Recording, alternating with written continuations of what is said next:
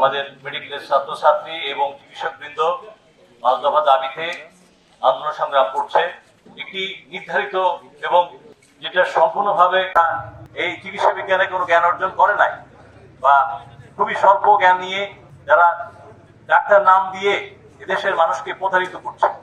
এদেশের মানুষ যদি এমবিবিএস এবং বিডিএস ছাড়া কাউকে ডাক্তার নাম লিখে এবং অন্যান্য বিভিন্ন ধরনের বিভ্রান্তিকর ডিগ্রি লিখে তারা দেশের মানুষকে প্রতারিত করতে পারে বা প্রতারিত করছে। আর প্রতারিত করছে বলেই তারা বারবার তাদের এই রিট পিটিশনকে দীর্ঘায়িত করছে।